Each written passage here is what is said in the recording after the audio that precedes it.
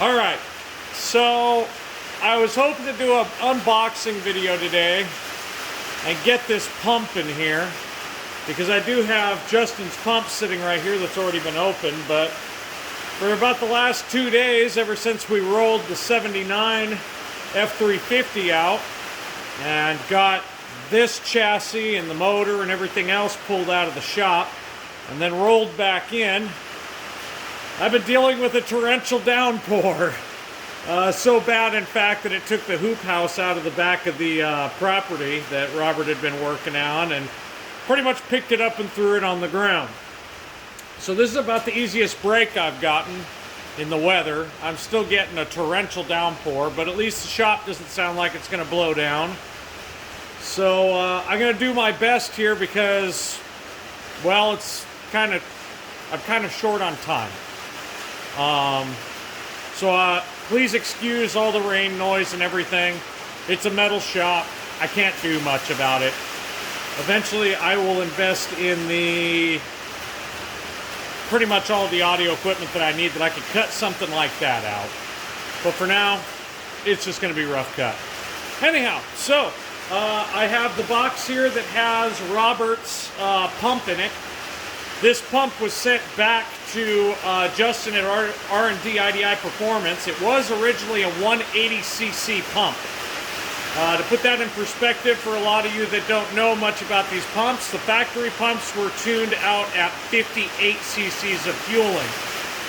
That max fueling is at the bottom end of the fueling spectrum, so the bottom end of the RPM range. As you up in RPM, not as many cc's are required. So the curve kind of moves down rather than up. It doesn't sound like it should work that way, but that's the way it works. So this pump was sent out again after we were aware of the heads lifting and everything else that was going on.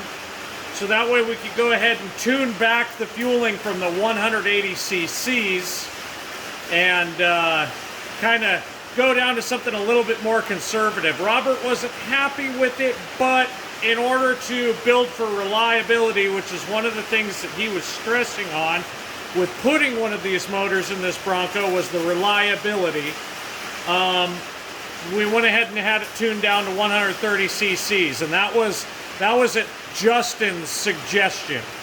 So we both trust Justin's reasoning behind it, so we went ahead and went with it.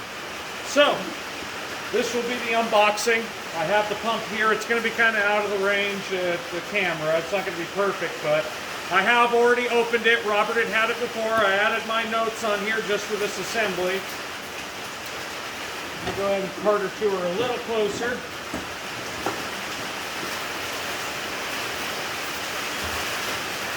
Sorry, no peel porn on this one. I don't have any of the tape still attached or anything else. So that's the home as the pump came to Robert from Justin. I'll go ahead and toss that there for now.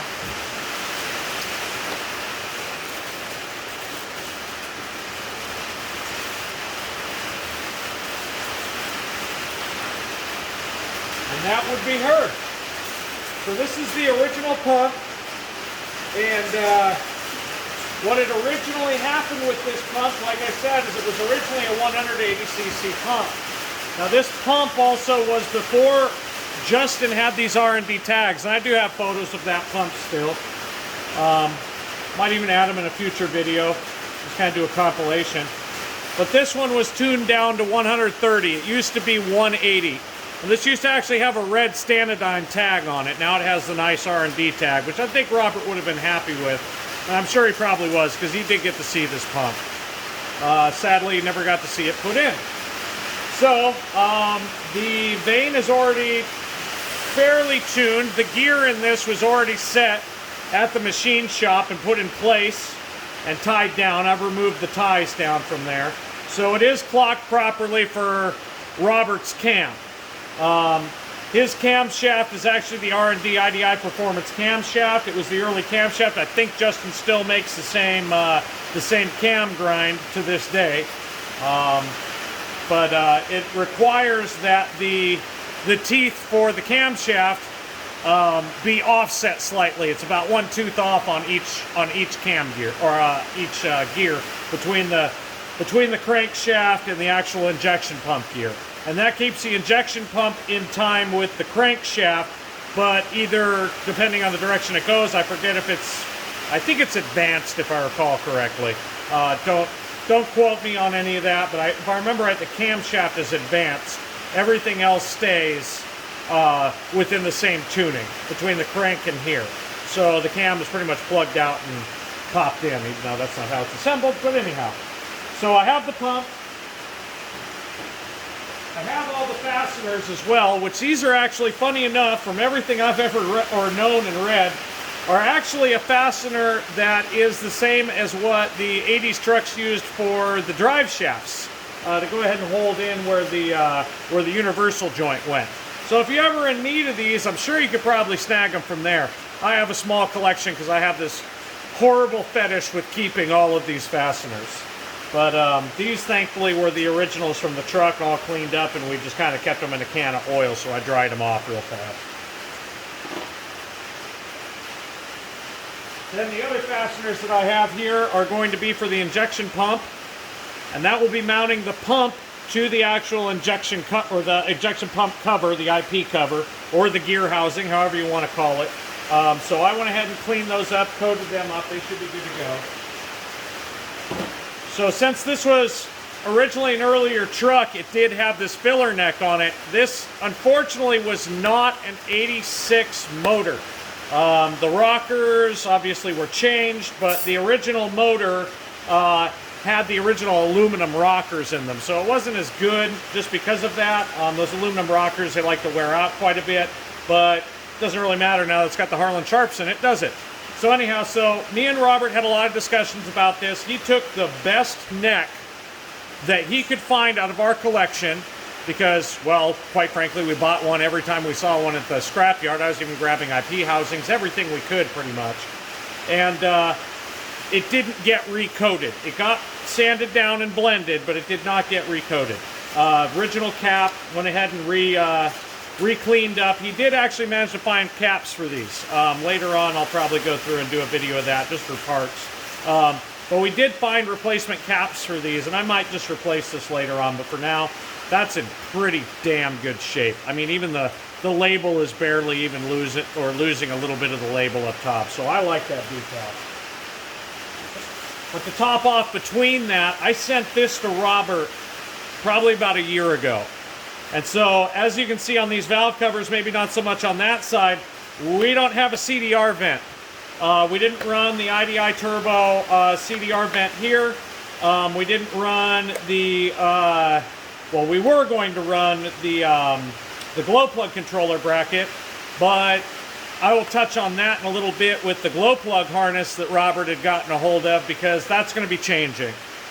We always had the intention of putting a glow plug controller from this location where the NA originally was up to his firewall. Because of his axle breathers that we were going to go ahead and mount up and a few other things, that there is also going to be changing. But I'll touch on that after I get this pump mounted.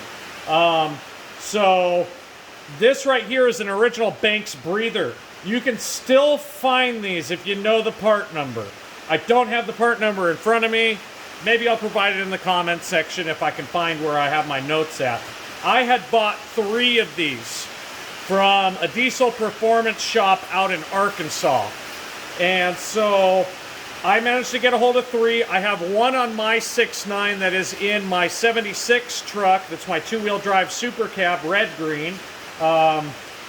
I have one as a spare that will be used on the 79 motor, which is the 7.3 that's in the back. But this one here was for Roberts, and I'd grab this because you have to get the crankcase ventilation. You have to take care of that.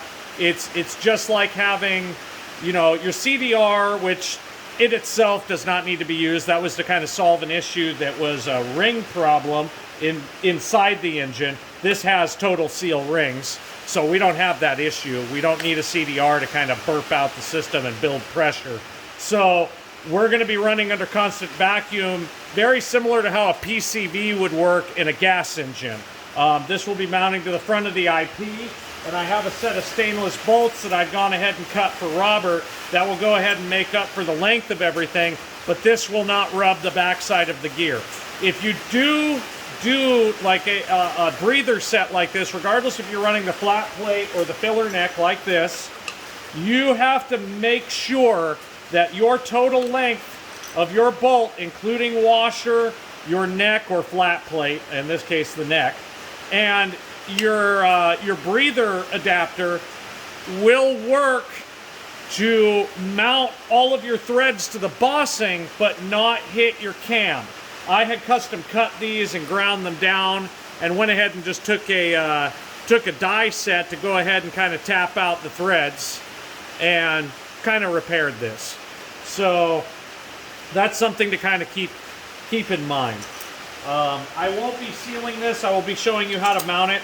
I always seal these with Power Stroke RTV silicone. It's 100% silicone. The RTV gray is fairly close, but I do love having that tube of RTV silicone for the Power Strokes. You can buy that, Motocraft branded. Just make sure that your expiration isn't up, because once that expiration is up, sometimes that stuff is hard as hell to squeeze out. Also, make sure you're doing it in somewhat warm weather, at least bring it into your house if you're doing it in winter, just because it's kind of hard to squeeze out. I didn't remember to bring mine when I came down here because I had forgotten that this even needed to be done. So I actually don't have a tube, and it's not really something you can just pick up at your local auto parts store, especially out here. So I'm going to do my best to go ahead and show you what's going to be going on, but this will not be final assembly. Only the pump will be on final assembly. So I'm going to go ahead and take my pump here. We're going to go ahead and insert this. All these caps are going to be coming off because I'll be putting lines on next. Or at least I'll take them off the bottom. I probably won't take them off the top. Sometimes it's easier to get these lines on before you put the pump in. I haven't really had a problem. You just need a good 5/8 wrench. Sometimes having an offset wrench helps. Myself, I have kind of a skinny one that I normally use. I do not know if I brought it with me. I kind of just packed up my bags real fast and ran out here. So I'm going to go ahead and mount up this pump without dropping it. And the biggest thing to keep in mind too is you have to have this keyway line up with, you can't see it, but there's a little retaining dowel that's in here. And this tab here has to line up with that retaining dowel. Always make sure if you're going to clock this at all, that you're turning it in the proper direction. If you reverse rotation this pump, you're going to spin up those little vanes inside here and really screw some stuff up from my knowledge. I haven't done it myself.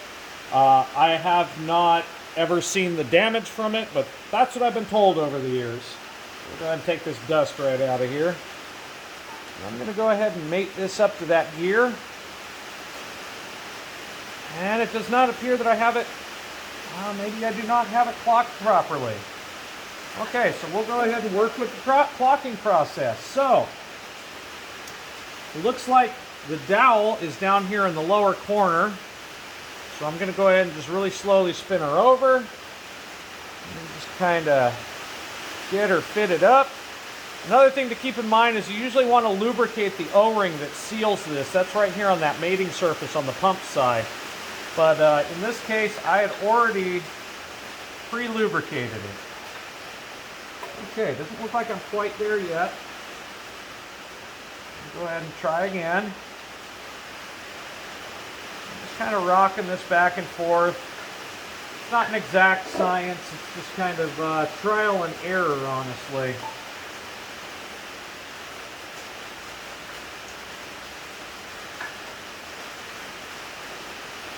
One nice thing is when you have this pump housing gone ahead and made it up, you actually don't have a way to really knock this gear up and off to spin it over very easily. So as long as you keep that gear down, you're not going to lose your timing or anything.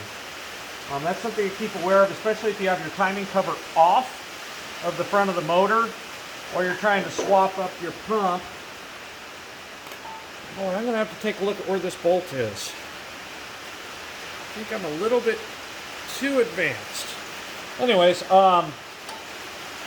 you're not going to want to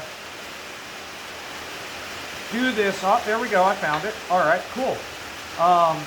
You're not going to want to go ahead and have to time your gear if you don't have your front timing cover off, which is underneath your water pump. One big deal with doing that is if you do get your gear off and you can't find your marks, it's a real pain in the butt. You're going to need a really skinny little dental mirror and a real bright light.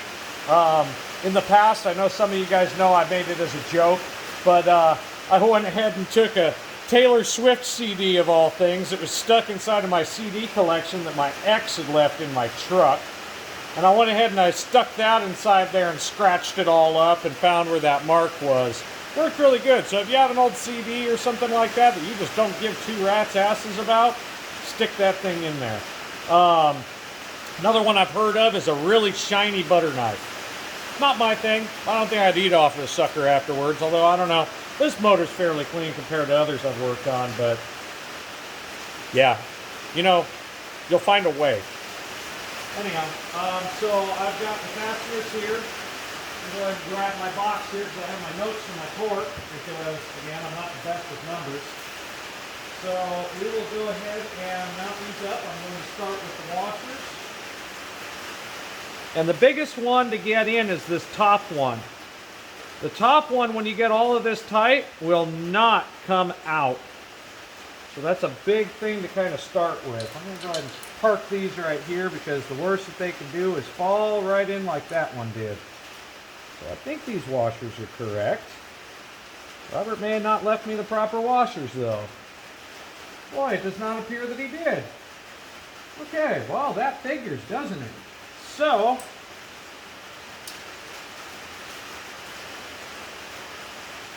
I don't appear to have the correct washers. Well, that figures. You put a camera right in front of me and nothing works out, does it? So just for right now, I'll be able to back this out, but just for video's sake, we'll go ahead and put these nuts on here. That's not a huge deal.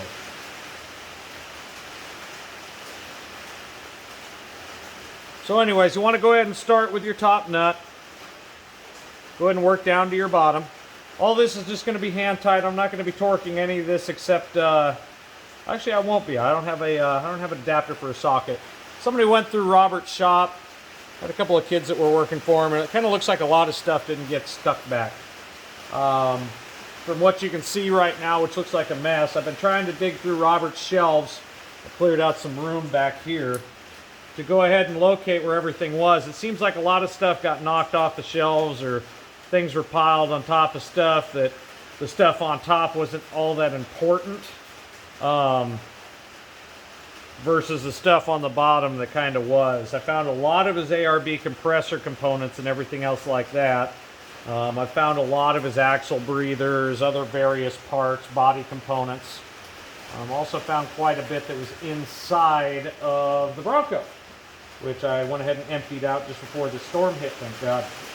So anyhow, the best thing that I've found to do is just kind of hand tight these nuts real fast. And you don't have to get it perfectly squared up or have this O-ring seated. Another thing is a good starting point is to start at this mark. You will have a timing mark, and you'll have one on each side. So in this case, I have one right here down the center, which you won't be able to really see that well in this camera because I'm doing it with a phone. And you'll have another one here. And when you're doing your timing, you don't ever want to do this while this engine is running. It's always bad. But when you want to go ahead and advance or retard the pump, you can go off of where that mark was. What I like to do is I will cinch this down so that way the old mark on the pump will match up this mark on the pump. Without the timing adapter to go ahead and clamp to cylinder 1 on the on your actual injection lines, you won't really know what your advance is. Every engine's a little different for advance. I don't remember what we discussed for this. I do have it in my notes, and I will have to review that.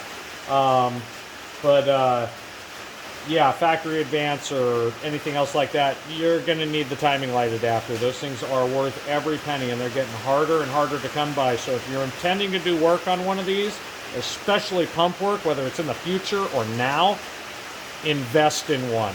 Trust me, it's worth every penny. So anyhow, we're going to go ahead and pretend that I took that and put all the washers on. And the next step is going to be pretty well our IP gear bolts that are going to be holding on to the pump to go ahead and mate up the pump's input to the gear that's going to be running off the cam gear. So that timing gear is actually a pretty hardened piece of metal. These are fairly hardened bolts, but they do have a torque spec and they're fairly heavy. I've heard of manuals that have told you to put these to 7 foot-pounds. Not correct in the least. One thing that I used to do is I used to put blue Loctite on these just to kind of keep them from vibrating out. It's probably not a bad idea for you to do it. These bolts are a hardened steel. I don't know if they're 8750. I don't know if they're just a tool steel, but they hold up to some decent torque. The international manual that I read says 24 foot-pounds.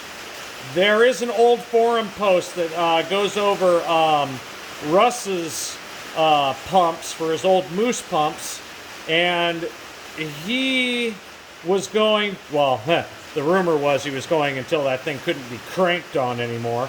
But anyhow, all jokes aside, he was running these at, I think, 25 foot-pounds. I'm going to be putting these to 24 once we're done with this, especially after I get these washers in. But for now, I'm just going to be using a ratchet.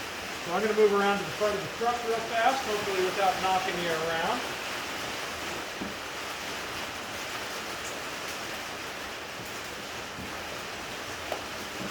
Oh boy, I got to find where my ratchet made off to. I'll be damned if it wasn't in my pocket, right?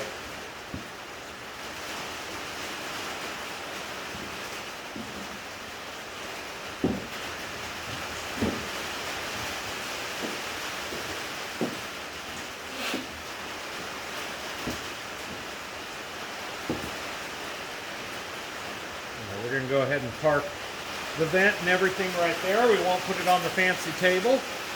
I'm going to go ahead and insert my bolts. Now the big thing to do is just go ahead and support this pump. That way it's not sagging one way or the other. And you want to make sure, since these are really fine threads, and I mean really fine threads, that you're not cross-threading these. If they're going in rough, I'd suggest going in there with a thread cleaner, or go in there with a, like that one. That one doesn't want to go in very well, although it's not tight, thank God. Anyways, going in there with a thread cleaner, or, you know, kind of go with a cat die set and just really gently go and clean out those threads and clean out the bolt threads, because, well, that's going to cause a lot of issues with torque. Also, you can strip your threads out fairly easily, and that would not be good. So like I said, for now, these are just going to kind of be bump tight. I'm going to have to take this back off again. Had not realized that those washers were incorrect. And now I'll have to track down some. Go figure, I actually have a pile of these sitting at home, and I didn't bring them. I actually buy those little Milwaukee cases, and I fill them up with 70s Ford bolts, body bolts, screws. I got a lot of stuff for dualies and things like that from the 80s all the way into the 70s, and pretty much any various small parts that I can't find on the regular, or I think that the world might run out of one of these days. So anyhow, we'll go ahead and pretend like this went ahead and clicked over, click, and that we're up to torque. So now we're at 24 foot-pounds. Where am I going to go from here? Well, normally I'd go ahead and I'd tune this pump up. I'd have it go to my timing mark, which would be right here on straight up. And I go ahead and tighten these down right here. I just so happen to leave 9/16 wrench in here. These are supposed to be, if I can read my notes, I want to say it's 14. Let's find out. I'll make a little walk.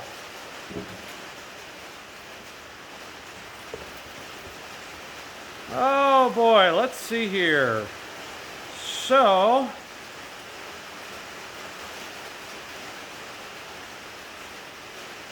looks like 22 foot-pounds. So those would normally be 22 foot-pounds. Now, not a lot of people have a wrench that is adapted to go ahead and hold a ratchet or a torque wrench to it, but you can kind of get a feel for about how much that is. Well, we'll play micrometer, or in this case, arm torque wrench. So I'm just going to go ahead and basically seat this and click. Obviously, that's probably not 24 foot-pounds. I didn't go very hard because I do want to de-seat this pump. Just a little bit. Just enough to get this nut out of here because that's about the tightest one in all of them. I've heard of a tool that they made for these, so you're never going to be able to get a box end wrench on this. You're always going to have to use a crescent. But I've heard of a little tool that made this a little easier. Have I actually seen one? No. Have I just used a wrench and just kind of gone with it, or use a bent wrench? Oh yeah, I've done that a lot. I actually have a little tiny skinny wrench that doesn't have quite as much material at the crest of it. Wasn't actually ground down either. It was actually made that way. If I remember right, I think it was made by Blackhawk. It was either Blackhawk or Proto, one of the two. But it makes this quite easy, and you can kind of bump these nuts around. So that's about as far seated as I want to get that.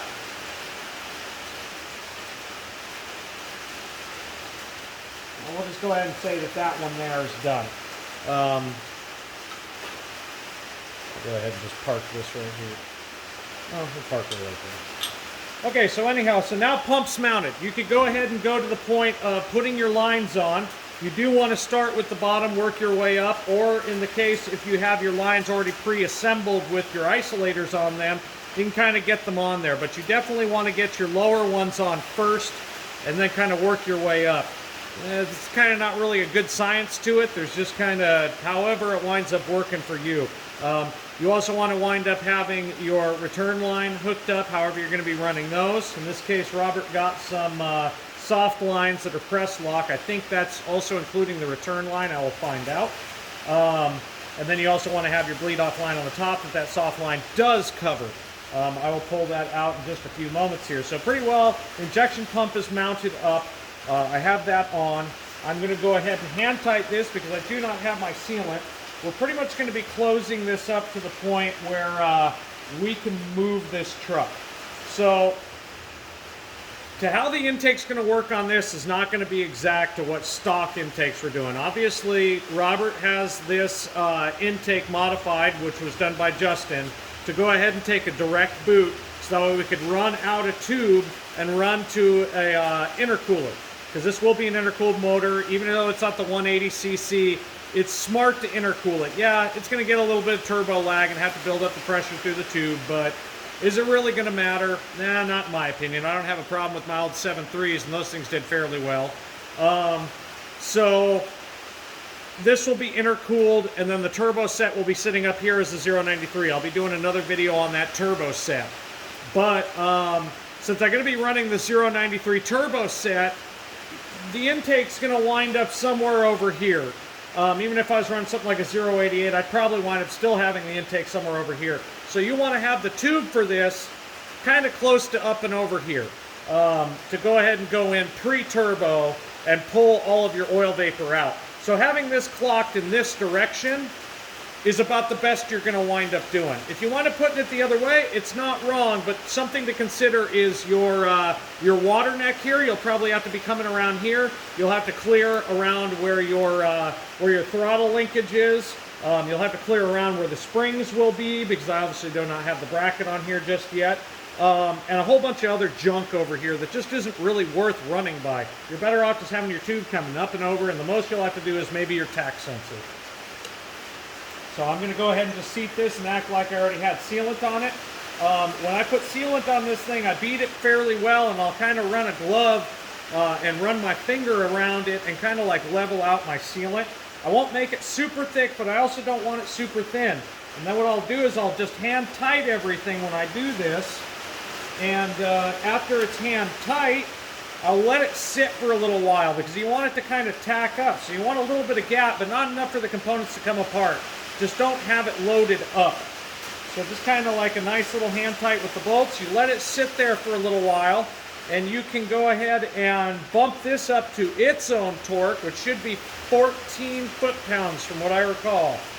When you put this up to 14 foot-pounds, all that sealant will keep from gushing out of here, and will actually create a nice little gasket footprint. So you'll have some of that gasket material, that RTV, still in here, and it won't just be spraying out of there. You know, you're not compressing the shit out of it.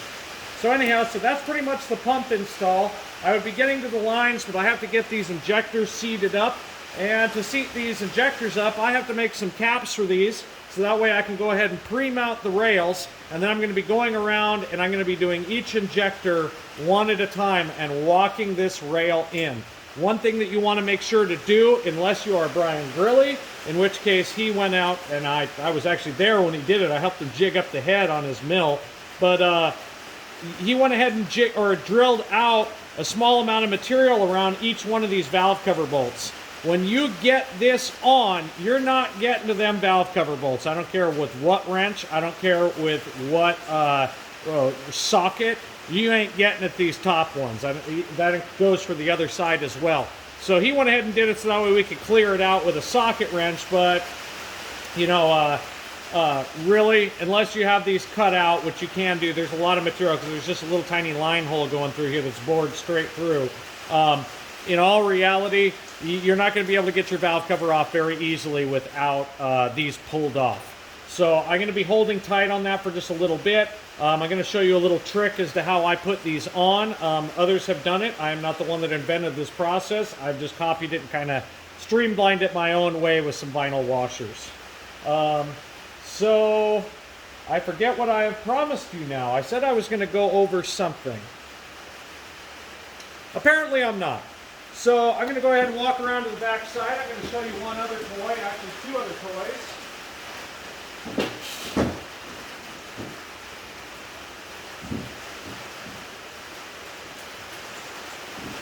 I'm going to go ahead and pack these on the table here. So, actually now I remember what it was that I was going to tell you all. Okay, so the first one I will sit off to the side here. The second one all the injection components. So I do have the throttle brackets that will be mounting here.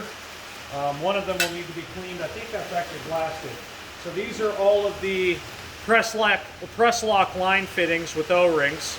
So those will be nice. And then I have all the washers in here for all of these injectors with the tip plugs that they came with. So that was all sent by Justin. I think who was it? I know it has Justin's R&D IDI performance on it. 49 Industries also. I guess he was partnering up with that. So I'm going to cover this up. So these were ordered back in, what, November? Yeah, November. So actually he has a newer set than even I do. I've had mine for almost about a year or two now. So now that I remember what it was, so two things. One, I mentioned earlier about the glow plugs and everything else like that. So we're not going to be running the bracket on the valve cover to go ahead and mount this controller. This is the Diesel Doctor ones. I have had good luck with these in the past. I know some people love them and some people hate them. Honestly, I haven't beat the hell out of my glow plugs, and I run mine on an intermittent switch and hold them for a few seconds. I haven't gotten one of these controllers to fail. You can bypass the controller if you absolutely want to, but I have seen the controller work. I've had the controller work really well for me. So I don't see a reason to not go with these. Again, some people hate them. I don't know if these are China made for the actual controller itself or it's made in America. I know it's some form of reproduction. Not a bad system. So this will be mounted up. Now normally you'd have it on the valve cover on a little pedestal. In this case, I'm not going to be doing that. The reasoning for that is Robert went ahead and ordered out a set of 6.0 glow plug harnesses, which I've been kind of a user of these. I actually like the 6.0 harness plugs. You just pretty much take a 6.0 liter harness. I use a later 6.0 harness, and I buy two of the long ones. There's one side that's, oh, I'm sorry, I use the earlier 6.0 harness. I'm sorry, I own a later 6.0. Anyhow, so I order one of the long side. There's one side that's long and one side that's short, and I will extend it with Power Master alternator wire. Well, sadly, I told Robert about the harness upgrade, and I told him the next time I came out here, which was back in, I think, October, that I would go ahead and make him a harness if he ordered those long harnesses, and I sent him the part numbers.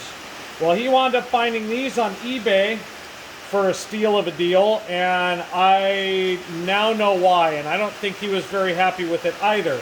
But pretty well what happened is this is a Dorman harness.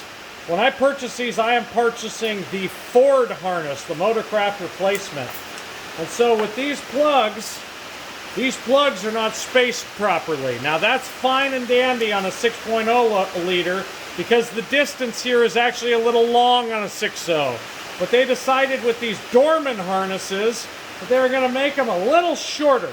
And I think you can see right here that this has been pulled out, and a few of these has been crushed.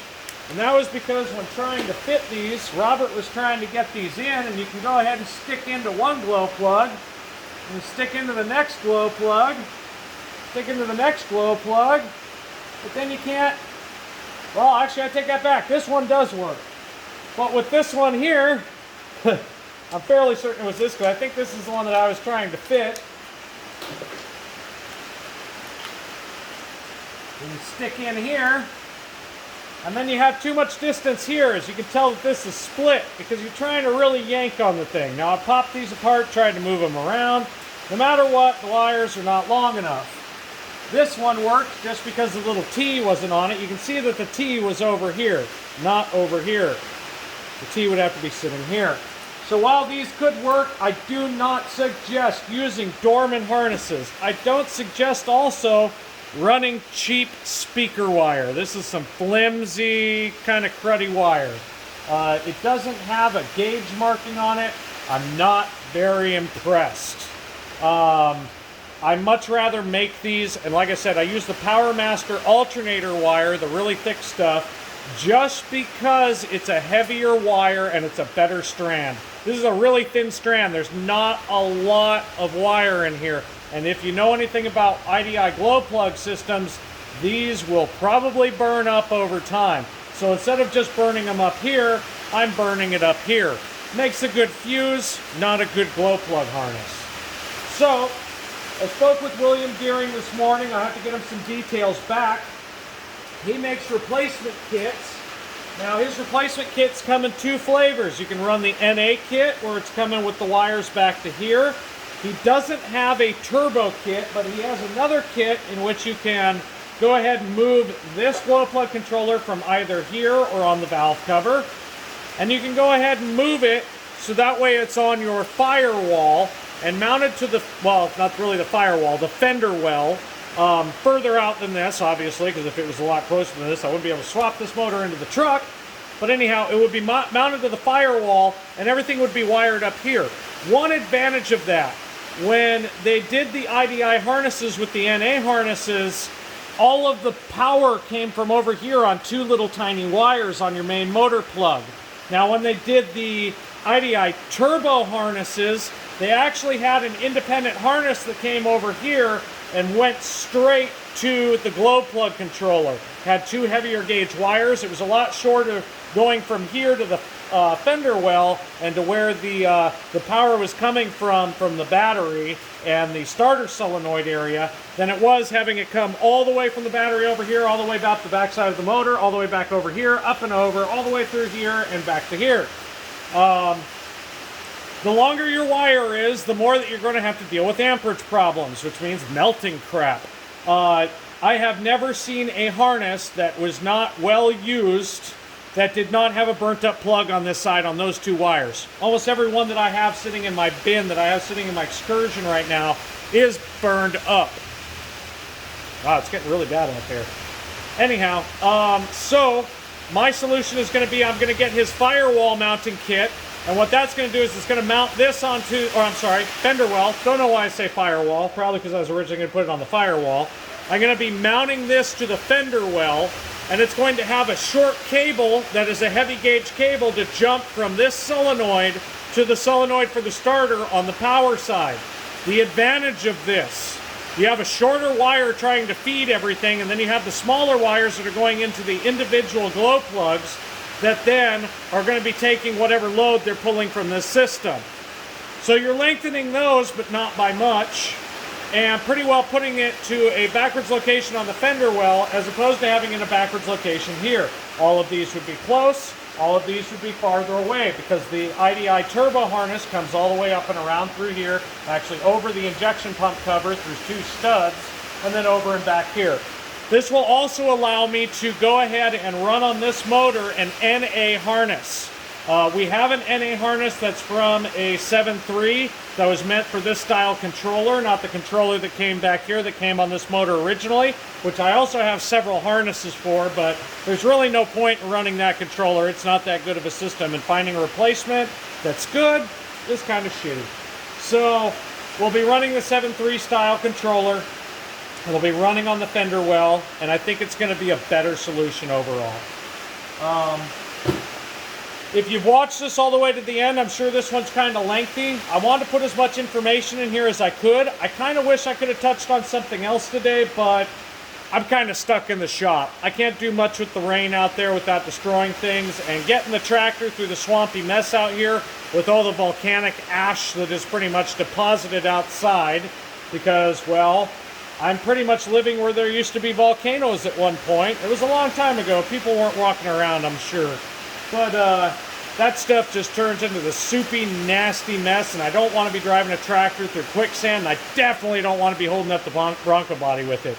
Another thing is, I don't want to be dragging this thing out with electronics and everything else opened up, all inside of that dirt and all over with water everywhere. So this weekend it should clear up.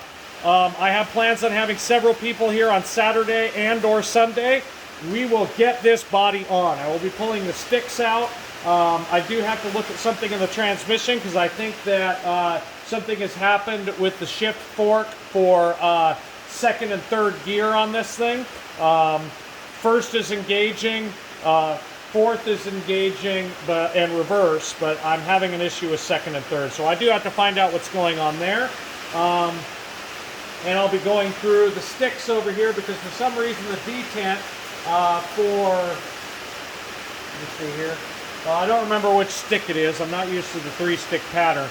But the detent for the high-low that was ground out, I think either the shaft was flipped upside down by accident, or that it was ground out too far. I will be finding that out as well before I go ahead and put this body on. It's not going to be the prettiest thing in the world to have the body on there, but it will be a Bronco again, and it will make it so that way Kimber can move this thing in one piece. The next step for me is going to be fitting the turbo system. I will be doing that in a separate video, because I don't want this thing to be 50 hours long, and this is not a nut and fancy gun video if you've ever watched one. I'm not filming this for 2 hours. But yet again, thank you for watching. Like, subscribe, share the hell out of this. I'm sure a lot of people would appreciate this build. I know I sure as hell do. I want to reach as many people with this thing as I can. Robert, like I've said before, was kind of on the fringe at the time with IDI performance. And I want to make sure that people know about this, because there's not a lot of guys that did what Robert did and when he did it. So I want to be sure that people are aware of these builds and that they did happen, because otherwise we wind up running into the Hypermax scenario where it made 1,000 horsepower, it made 500 horsepower, oh, it can only made like 200, it blew up, it didn't blow up, there was one made, there was 50 of them made. You know, you lose things to history, and then people don't want to release it. And you know, with Max's death on the Hypermax motor, there is no knowing what happened with that motor. There's all these rumors that all these people had it. Nobody's seen any evidence. I've not seen any evidence. I doubt it was 1,000 horsepower, but we'll just go ahead and say it was 1,000 horsepower. That's been discussed, and I'm not going to have that argument. But anyhow, I don't want this to be the Hypermax motor. I don't want this to be the next Hypermax motor at all. I want this sucker to be well documented, and I want people to see how this thing was built and know who did it. Because that's about the best thing that I can do to serve Robert, is keep his memory alive with this. So this is all for him. So anyways, I will update with the turbo system, and I might have another goodie at the next video that I'll go ahead and show you, and I'm going to be putting in a plug for the product maker on the next one. Thank you for watching.